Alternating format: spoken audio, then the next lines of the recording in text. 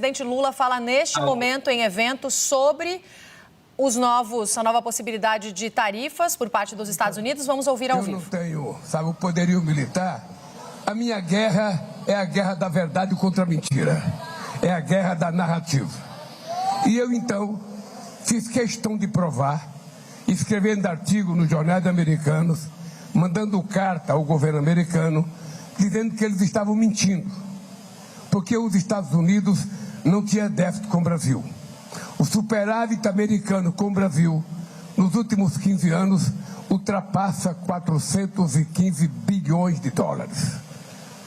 Então, preste atenção, o superávit americano entre produtos e serviços, nos últimos 15 anos, foi de 415 bilhões de dólares. Então, quem tinha que aumentar a taxação éramos nós, não eles. E eu fiz questão de escrever artigo, de conversar com o presidente Trump, e foi muito engraçado, porque no dia que ele taxou, eu vou dizer o que fez os meninos do Bolsonaro. Os meninos do Bolsonaro, um deles, que é candidato a presidente, disse no dia 9 de julho, presta atenção, no dia 9 de julho de 2025, no dia que o Trump taxou o Brasil em 50%, olha o que ele tuitou: obrigado, Trump, faça o Brasil livre de novo, queremos um magnífico, a lei que pune os brasileiros, a lei que não permite que ele sequestre o dinheiro dos brasileiros, que possa ter qualquer coisa nos Estados Unidos, inclusive o Alexandre de Moraes, que foi o ministro que condenou o Bolsonaro. Então, o filho dele, que hoje foi para a televisão dizer que não disse nada, eu vou repetir, no dia 9 de julho de 2025, no dia que o Trump nos puniu, ele disse: obrigado, Trump, faça o Brasil livre de novo.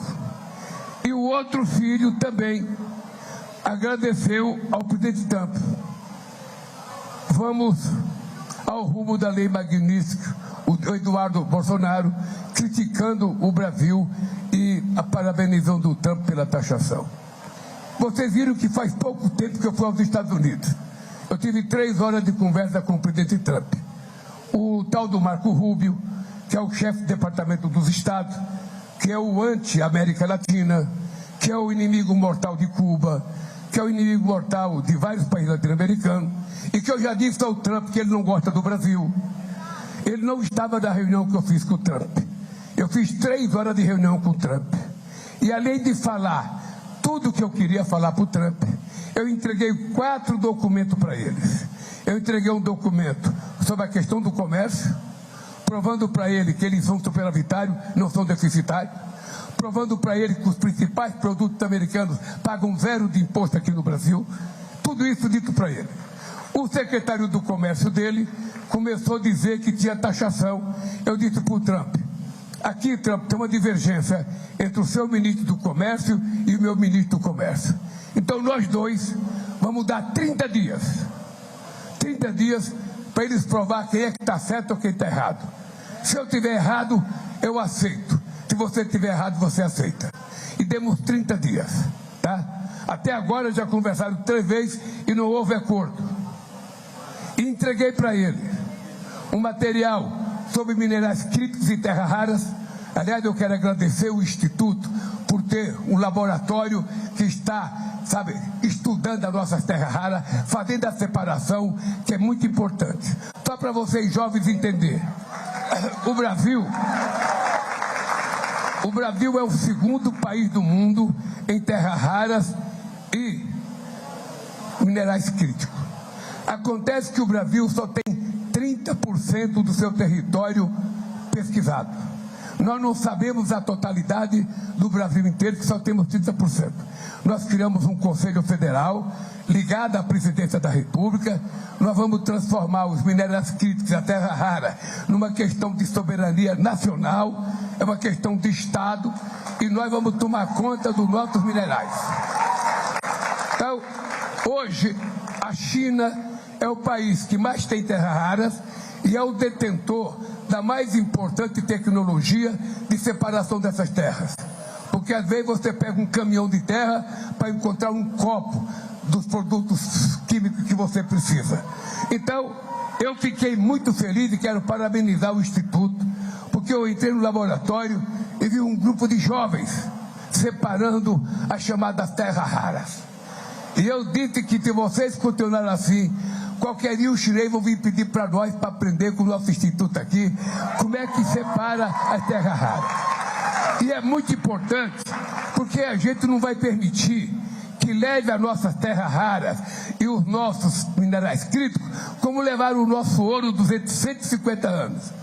Ou seja, de 1600 e pouco a 1800, levaram tudo que é ouro que a gente tinha. Sabe? A gente ficou lambendo o dedo. Depois do minério de ferro, a gente exporta minério de ferro, milhões de toneladas a um preço muito barato e compra o produto industrializado a preço de ouro. A gente não quer mais isso. A gente agora quer ser dono do nosso nariz. Os minerais críticos são nossos, a terra rara são nossas. Nós precisamos aprender a manuseá-los, a industrializá-los e a produzir valor agregado aqui dentro do Brasil. Tá? Isso eu entreguei para o Trump o documento. Entreguei para o Trump o documento dizendo para ele: se Vossa Excelência quer combater o crime organizado, nós estamos preparados. Até porque é nos Estados Unidos que tem um estado chamado Delaware, que é um estado onde tem lavagem de dinheiro dos magnatas que roubam dinheiro aqui nesse Brasil, inclusive o cara da Refit, o cara que nós pegamos 250 milhões de litros de combustível dele traficado e demos para a Petrobras. Esse cidadão mora em Miami. Eu entreguei para o Trump a casa dele, a fotografia da casa dele, o endereço e o nome dele. Quer combater o narcotráfico, quer combater o crime organizado, comece a me entregando os que estão lá nossos. Entregue para nós. Bom, entreguei para ele, porque a gente, quando conversa com o presidente, a gente tem que mostrar a cobra, e não é bater a cobra e mostrar o pau. Isso não significa nada. Mostrar a cobra e matar a cobra e mostrar o pau não significa que você matou a cobra. É matar a cobra e mostrar a bichinha morta. Agora, como eu sou um ambientalista, não quero nem mostrar a cobra nem o pau. Eu quero é discutir com ele coisa séria. E entreguei para ele tudo que nós estamos fazendo. E disse para o Trump: se você quiser combater o crime organizado e o narcotráfico, esteja preparado, porque a nossa polícia está preparada para fazer a prisão de todo mundo. Inclusive esse cidadão que eu falei está na lista vermelha da Interpol, e se Deus quiser, a Interpol, que agora tem um brasileiro, secretário-geral da Interpol, vai prender esse cidadão. Então, só para vocês saberem a conversa que eu tive com o Trump. Mas por que eu estou contando tudo isso? Porque depois do sucesso da minha visita ao Trump, do sucesso, o Trump até riu.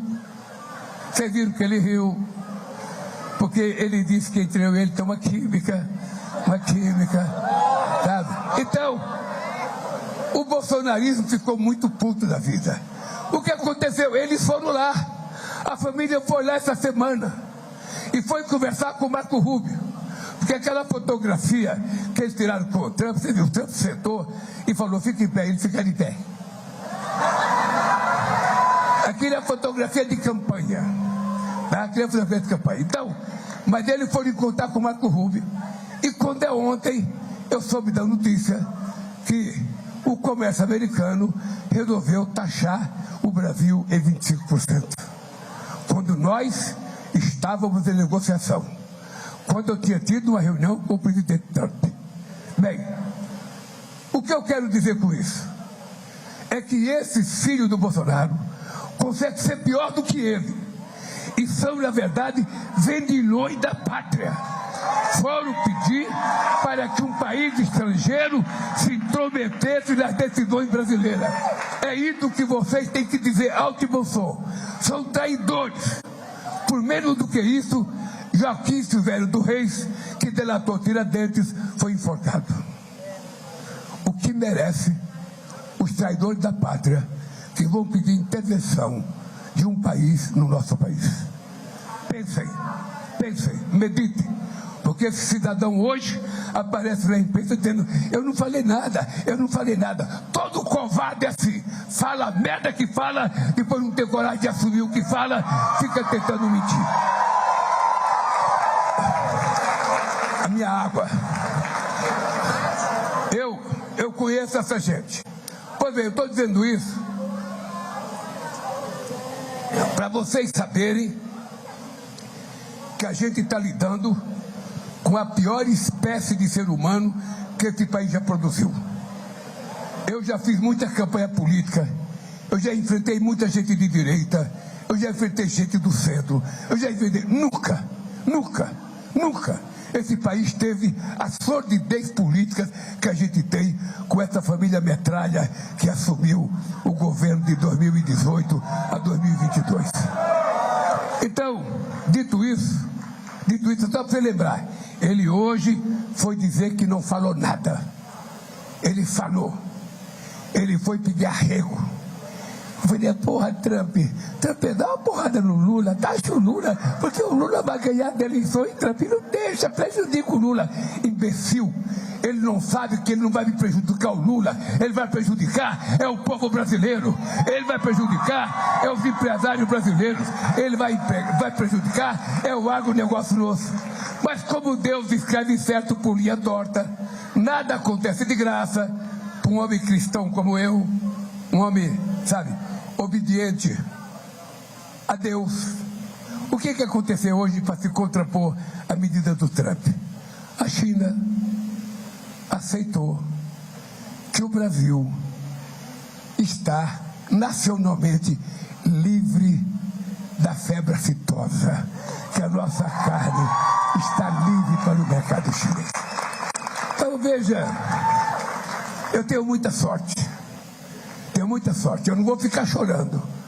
Se você não quer comprar de mim, pode ficar com as coisas, eu vou vender para outro. Se outro não quiser comprar, eu vou vender para outro. A minha disputa é a disputa de narrativa e a disputa da verdade.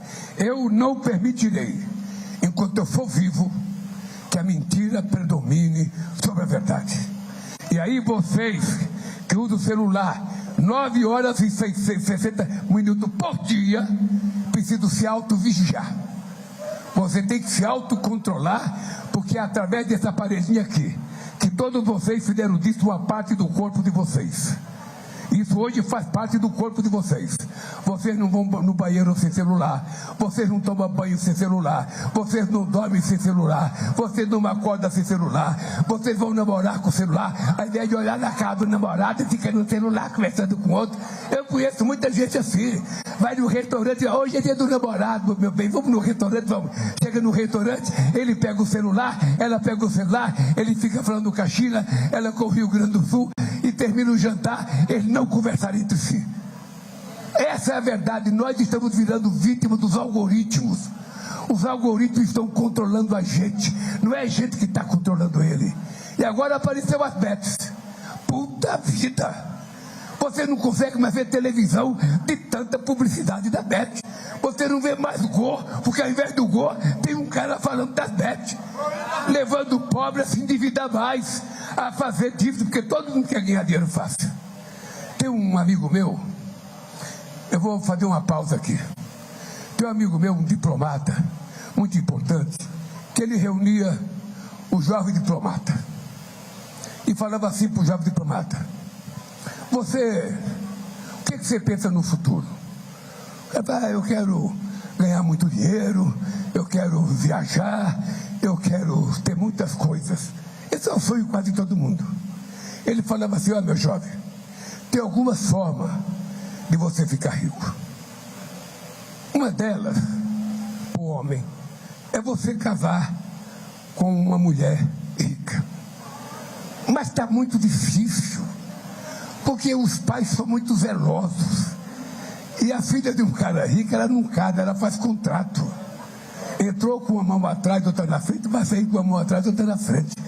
Não tem hipótese mais de você enganar a mulher, ou a mulher enganar o homem. É tudo contrato hoje. Só pobre casa com um caminhão de bens, porque não tem nada para repartir. É uma ironia. Como é que o Lula casou com um caminhão de bens? Por quê? Porque não tem nada para repartir. Vamos repartir a nossa miséria. Aí ele dizia o seguinte: tem outra forma de você ficar rico, é você ganhar na loteria. E todo mundo sonha. Eu não jogo porque em 74 eu descobri que eu era avarento. Eu ganhei na loteria esportiva. E eu fiquei tão serioso que eu escondi até da minha mãe, pensando que eu tinha ficado rico. Eu logo pensei, meus irmãos vão vir atrás de mim pedir dinheiro. Não contei para ninguém. No outro dia eu fui olhar no jornal, só tinha ganho R$100. Aí eu tomei a atitude de nunca mais jogar. Mas de vez em quando eu tenho uma acumulada grande. A Janja que me vigia. Olha, tem uma acumulada 300 milhões. Aí eu jogo, não tenho acertado uma. Vou ficando mais pobre porque eu estou gastando meu dinheiro pro jogo. Então é o seguinte, jogar, você pode ganhar, mas é muito difícil. Tem 100 milhões de pessoas jogando, sabe? E às vezes um só que acerta, dois. Então é um jogo, ficar rico também com o jogo é muito complicado. Tem outra forma de ficar rico. O Banco Master encontrou um jeito de ficar rico. Os filhos do Bolsonaro encontraram um jeito de ficar rico. Alguns senadores e deputados encontraram um jeito de ficar rico. O que é? Ser amigo do Daniel Vocaro. Aí é fácil. Mas é muito complicado você roubar. Porque você pode ser preso. Você pode cair. Você pode ser morto. Então, meu filho, só tem um jeito limpo para você ficar rico. Estudem o máximo que vocês puderem e trabalhe a vida inteira, porque é o jeito de você viver honestamente, representar o seu país e a sua consciência.